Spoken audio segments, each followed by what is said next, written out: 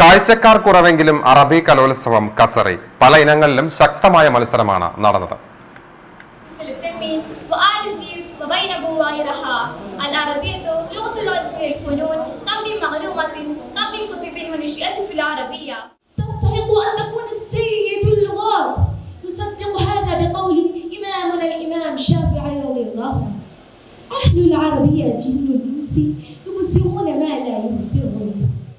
MJD ഹൈസ്കൂളിലെ വിവിധ വേദികളിലായിട്ടാണ് മത്സരങ്ങൾ. നിരത്തിയ ഇരിപ്പിടങ്ങളിലൊന്നും കാര്യമായ കാഴ്ചക്കാരില്ല.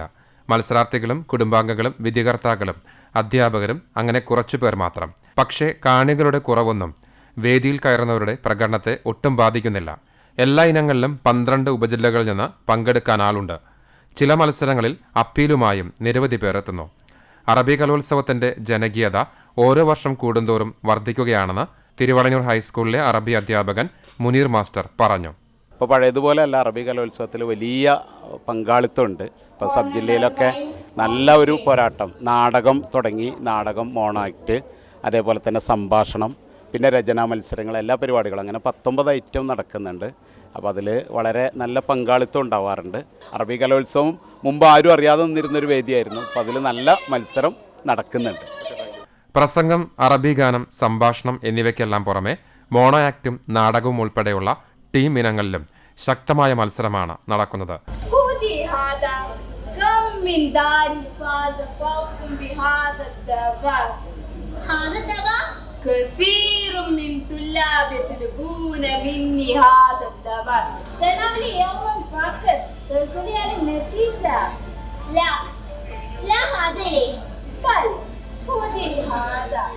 അറബി കലോത്സവത്തിൽ പങ്കെടുക്കുന്ന കുട്ടികൾക്ക് ജനറൽ വിഭാഗത്തിൽ 5 മത്സരങ്ങളിൽ വരെ പങ്കെടുക്കാനാകുമെന്ന പ്രത്യേകത കൂടിയുണ്ട്. പേരിന് മാത്രം നടക്കുന്ന മത്സരങ്ങളല്ല അറബി കലോത്സവത്തിലുള്ളത്. ശക്തമായ മത്സരം തന്നെയാണ് അറബി കലോത്സവത്തിൽ നടക്കുന്നത്. റവന്യൂ ജില്ലാ കലോത്സവത്തിൽ 12 ഉപജില്ലകളിൽ നിന്നും വിവിധ ഇനങ്ങളിൽ മത്സരാർത്ഥികൾ എത്തിച്ചേരുന്നുണ്ട്. ഇതിനു പുറമെ അപ്പീലിലും കുട്ടികൾ എത്തിച്ചേരുന്നുണ്ട്. ഇത് തന്നെ ഈ അറബി കലോത്സവത്തിൽ ശക്തമായ മത്സരം നടക്കുന്നതിൻ്റെ ഉത്തമ തെളിവ് കൂടിയാണ്.